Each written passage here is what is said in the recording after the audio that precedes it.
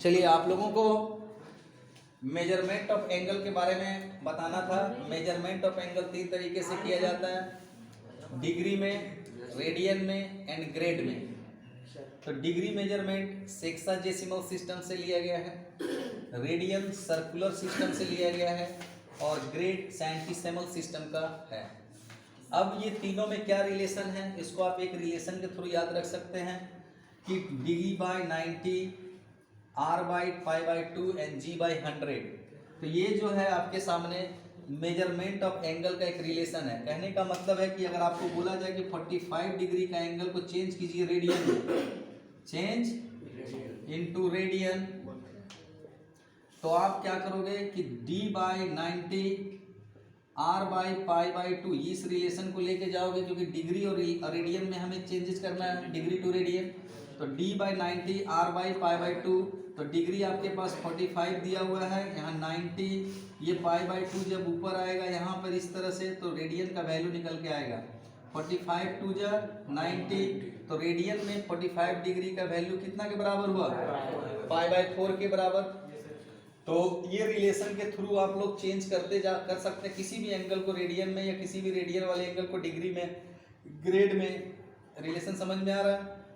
तो इस रिलेशन को याद रखें, इसी के थ्रू आप लोग चेंज कर सकते हैं एंगलों को। और अब जो है आप लोगों को मेजरमेंट ऑफ एंगल का जो है ये तो समझ में आ गया होगा। आगे हम लोग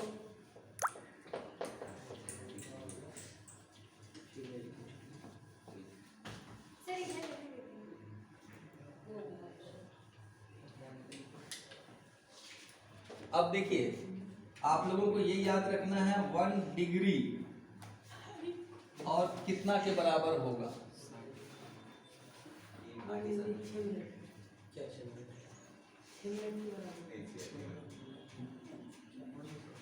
180/π,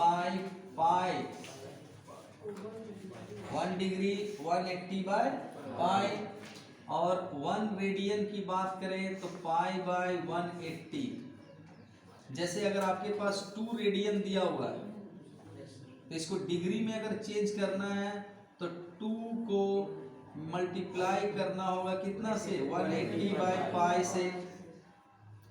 तो ये आपका जो है मेजरमेंट किस में चला जाएगा, रेडियन में, डिग्री में। और अगर आपके पास जैसे 45 डिग्री है, इसको रेडियन में कन्वर्ट करना है तो 45 को मल्टीप्लाई करना होगा π/180 से। तो ये मेजरमेंट चला जाएगा किसमें, रेडियन। तो इस तरीके से भी आप रिलेशन बना सकते हैं, और या फिर इस रिलेशन का इस्तेमाल करके भी आप बना सकते हैं। तो दोनों ही रिलेशन याद रखना है आप लोगों को, कैसे मेजरमेंट को हम लोग चेंज कर सकते हैं एक सिस्टम से दूसरे सिस्टम में। सर ग्रेड क्या इस्तेमाल, ग्रेड भी एक सिस्टम है एंगल मेजर करने का, जिसको फ्रेंच सिस्टम कहा जाता है। जैसे हम लोग अपने यहाँ रुपया बोलते हैं, डॉलर में कहा जाता है, कहीं एन कहा जाता है उसी करेंसी को। तो उसी तरह एंगल मेजरमेंट करने के अपने अपने तरीके रखे गए हैं अपने अपने देश में। तो अभी तक ऑल ओवर वर्ल्ड में 3 ही तरह का जो सिस्टम है उसको ज़्यादा मान्यता दी गई है, और यही तीनों को पढ़ लेने से पूरे ऑल ओवर वर्ल्ड में आपको कोई प्रॉब्लम नहीं होगी एंगल को मेजरमेंट को समझने में। और भी जगह के लोग अपने तरीके से एंगल का मेजरमेंट करते होंगे, पर हम लोगों को जो पूरा एक ग्लोबलाइजेशन के तहत जो सिस्टम बनता है, जिसमें कि स्टडी की जाती है, उसके तहत ये 3 को ही ज़्यादा महत्व दिया गया है। ऐसे आप लोगों के सामने और भी सिस्टम से और भी तरह के मेजरमेंट के तरीके पता चल सकता है, लेकिन आप लोग उसको नज़रअंदाज कर सकते हैं, क्योंकि जो मान्यताएं दी गई हैं उसी को हम लोग पढ़ेंगे और पढ़ाएंगे।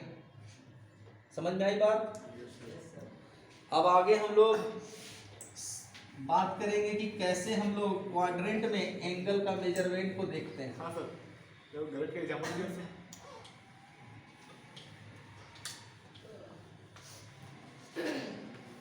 अगर आपके पास 90 डिग्री है तो ग्रेड में इसका वैल्यू क्या होगा?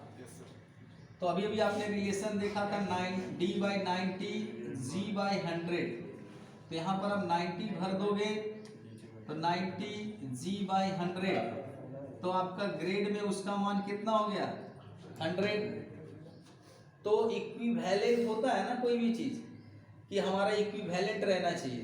क्या इक्विवेलेंट रहना चाहिए कि क्या किसके बराबर है। तो 100 डिग्री ग्रेड 100 ग्रेड जिसको कहते हैं हम लोग, वो कितना डिग्री के बराबर होगा, तो 90 डिग्री के।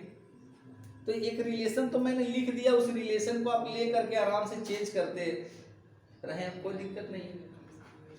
अभी यहाँ पर हम लोग बात करेंगे कि जैसे हमारे पास ये क्वाड्रेंट है, एक्स वाई एक्सिस जो हमारा कार्टेशियन प्लेन है, इस प्लेन में हम लोग एंगल का मूवमेंट को देखेंगे, क्योंकि आपको पता है कि किसी एक पॉइंट से अगर कोई रे डिफरेंट पोजीशन को प्राप्त करे तो उसके द्वारा जो मूवमेंट होता है उसी को हम लोग क्या कहते हैं, एंगल। तो एंगल की बात जब हम लोग करेंगे तो जैसे कोई रे है और वो मूव करते जा रही है समय के साथ, तो एक बेस लाइन होती है, उस बेस लाइन के साथ इसका डिफ्लेक्शन जो है हमारा हो रहा है, वही डिफ्लेक्शन को हम लोग क्या नाम देते हैं, एंगल का। जो डिफ्लेक्शन है उस बेस लाइन से उस रे का, उसी को क्या कहा जाता है, एंगल। अब रह जाता है क्या सवाल कि ये एंगल को मेजर कैसे किया जाए, इस एंगल को मेजर कैसे किया जाए। तो आपको जब रे की लंबाई अगर हर समय एक समान बनी हुई है तो ये एक प्लेस से दूसरे प्लेस पे मूव करेगा तो एक कर्व जैसी आकार या आकृति बनाएगा वो। तो आप लोगों को ये कर्व की जो लंबाई है या लेंथ है उसको आप एल कह सकते हो। तो ये जो एंगल है उसको एक्चुअल में हम लोग लेंथ ऑफ द कर्व को डिवाइड करते हैं रेडियस से, तो जो रेशियो हमें प्राप्त होगा वही रेशियो इस एंगल का वैल्यू बतलाएगा। तो आप लोग को याद रखना है theta equal to L by R. L का मतलब क्या हो गया, length of the curve, and R means radius of the curve.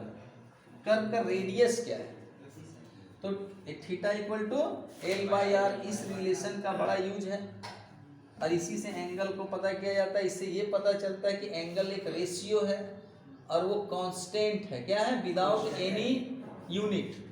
जैसे विदाउट एनी यूनिट का मतलब क्या हुआ कि लेंथ को भी अगर हम लोग मान लो सेंटीमीटर में मेजर करेंगे, रेडियस को भी, तो ये दोनों तो कैंसिल आउट हो जाएगा। तो इस एंगल के लिए यहाँ पर यूनिट क्या बचा, कोई यूनिट नहीं बचा।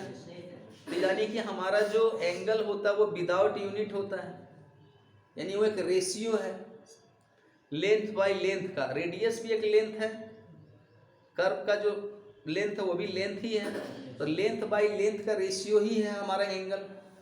तो इस तरह से हम देखते हैं कि एंगल जो है वो एक कांस्टेंट विदाउट एनी यूनिट का होता है वैल्यू। अब हम लोग बात करेंगे कि क्वाड्रेंट के बारे में।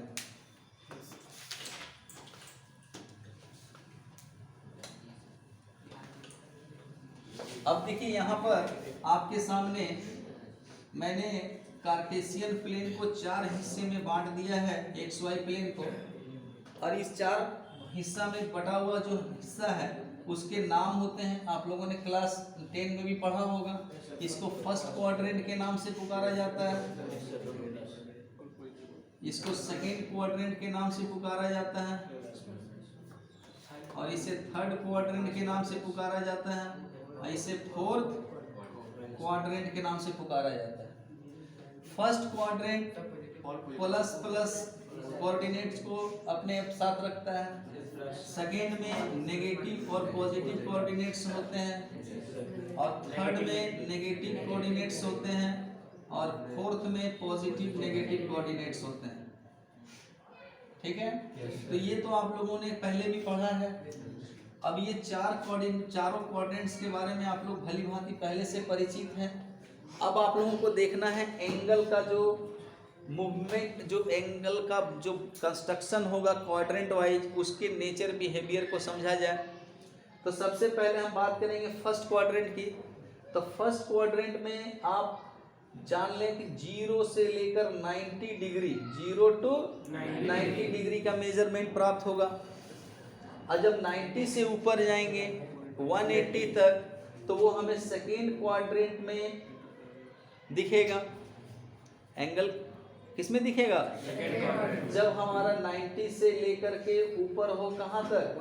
180 डिग्री तक, तो सेकेंड क्वाड्रेंट में वो एंगल दिखेगा।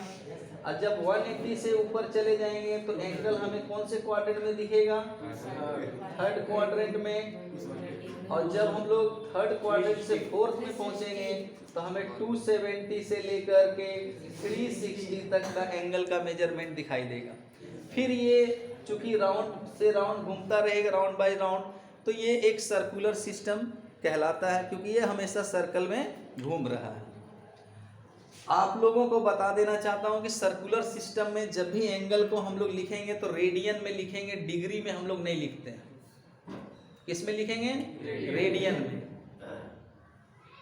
अब यहाँ पर फर्स्ट क्वाड्रेंट में एंगल का जो रेंज होता है वो 0 to 90, सेकेंड क्वाड्रेंट का जो रेंज होता है 90 to 180, थर्ड क्वाड्रेंट का 180 to 270 एंड फोर्थ क्वाड्रेंट का 270 to 360। क्लियर है? अब हम लोग बात करेंगे कि nature of trigonometric ratio in the quadrants. Nature of trigonometric ratios in the quadrant. तो आप लोगों को अब बताऊंगा कि ट्रिग्नोमेट्रिक रेशियो जो है, ट्रिग्नोमेट्रिक रेशियो वो क्वाड्रेंट में अपना नेचर कैसा रखते हैं। तो सबसे पहला फर्स्ट क्वाड्रेंट की बात करेंगे हम लोग। तो फर्स्ट क्वाड्रेंट में हमारा जो है कौन सा रेशियो पॉजिटिव या नेगेटिव नेचर रखता है वो जानेंगे। तो आप लोगों को मैं बताना चाहूँगा कि जैसे फर्स्ट क्वाड्रेंट, यहाँ पर फर्स्ट क्वाड्रेंट है, तो ये फर्स्ट क्वाड्रेंट में sine and cosec, sorry all जितने भी ट्रिग्नोमेट्रिक रेशियो हैं ऑल पॉजिटिव नेचर के होंगे, ऑल। और सेकेंड क्वाड्रेंट में sine and cosec positive nature के होंगे, अब बाकी 4 नेगेटिव होंगे। और थर्ड क्वाड्रेंट में tan and cot positive nature के होंगे, बाकी 4। और फोर्थ क्वाड्रेंट में cos and sec positive nature के होंगे, बाकी 4 नेगेटिव। तो ये ऑल, साइन, टेन, कॉस ऐसे लर्न कर सकते हैं आप। ये चारों क्वाड्रेंट में कौन सा ट्रिग्नोमेट्रिक रेशियो कैसा नेचर रखता है वो तो आप लोगों के सामने रख दिया गया।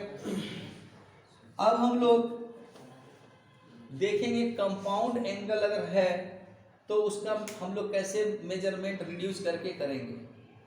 तो सबसे पहले आप लोगों को मान लिया जाए कि ये पता चल चुका है कि चारों क्वाड्रेंट में किसका क्या नेचर होता है। तो आप लोगों के पास, आप लोगों ने क्लास 10 में पढ़ा होगा जैसे साइन 90 डिग्री माइनस थीटा, तो आप लोगों को बताया गया होगा कॉस थीटा। तो कॉस 90 डिग्री माइनस थीटा बताया गया होगा sine theta. Tan 90 degree minus theta बताया गया होगा cot theta. Cosec 90 degree minus theta इसका बताया गया होगा सेक थीटा। और सेक 90 डिग्री माइनस थीटा बताया गया होगा कॉसेक थीटा। और कॉट 90 डिग्री माइनस थीटा बताया गया होगा टेन थीटा। और and cos 90 degree minus theta, sorry ये तो ऊपर लिख चुका हूँ मैं। तो आप लोगों के पास देखिए ये सारे ट्रिग्नोमेट्रिक रेशियो का जैसे कंपाउंड एंगल के रूप में है तो उसके बारे में आप लोग पहले से परिचित हैं। लेकिन यहाँ पर कुछ अलग तरीके से हम लोग पढ़ेंगे कि first quadrant, second quadrant, third quadrant के नेचर में। तो आप लोगों को बतलाना चाहूँगा कि ये जो थीटा है वो ऑलवेज लेस देन क्या रहेगा।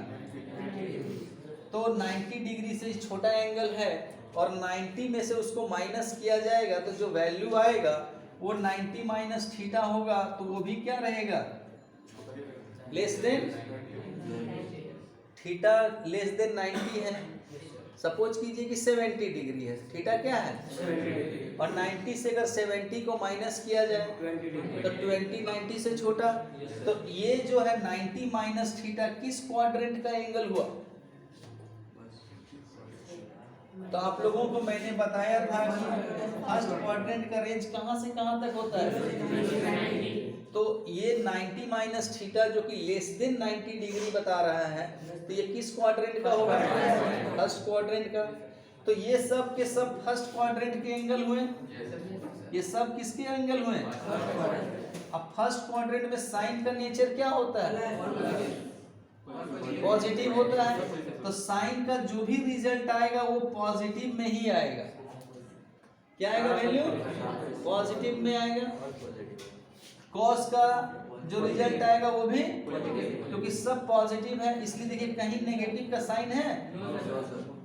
तो 90 डिग्री से कम का अगर एंगल का वैल्यू निकालना हो किसी भी ट्रिग्नोमेट्रिक रेशियो का, तो वो पॉजिटिव रिजल्ट बताएगा। अब हम लोग ऊपर उठ जाते हैं 90 से। क्या उठ जाते हैं? ऊपर।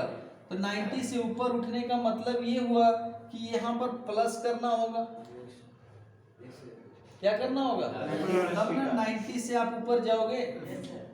तो अगर आप 90 से ऊपर जाते हो, सपोज करो कि साइन 90 प्लस थीटा अगर है, तो इसका तो रिजल्ट कोस थीटा ही बनेगा। लेकिन पॉजिटिव की नेगेटिव? पॉजिटिव बनेगा, क्योंकि साइन का जो नेचर है सेकेंड क्वाड्रेंट में पॉजिटिव होता है। क्या होता है? तो यहाँ पर हम लोग वैल्यू किस रेशियो का निकाल रहे हैं? तो साइन ना अपना वैल्यू बताएगा 90 प्लस समथिंग पर, तो वो जो भी मान बताएगा वो क्या होगा? पॉजिटिव होगा। उसी तरह से अगर हम लोग cos 90 प्लस थीटा अगर ले, तो रिजल्ट तो साइन थीटा ही आएगा, बट नेगेटिव में आएगा। क्यों नेगेटिव में आएगा? क्योंकि cos सेकेंड क्वाड्रेंट में। उसी तरह से आप लोग अदर्स रेशियोज को भी समझ सकते हैं।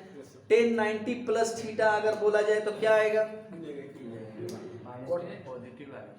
नेगेटिव आएगा, क्योंकि 90 प्लस थीटा यानी कि सेकेंड क्वाड्रेंट में हमारा जो tan है वो नेगेटिव वैल्यू बताएगा। cot 90 प्लस थीटा क्या आएगा? नेगेटिव tan थीटा बताएगा। sec 90 plus theta minus cosec theta बताएगा।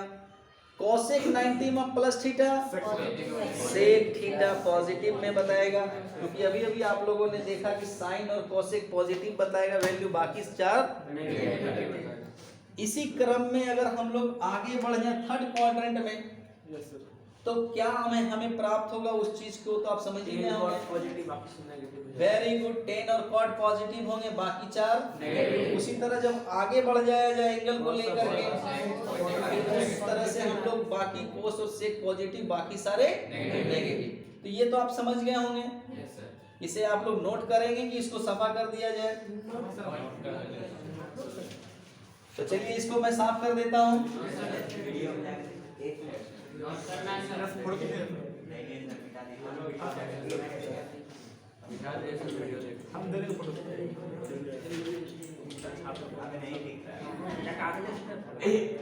अच्छा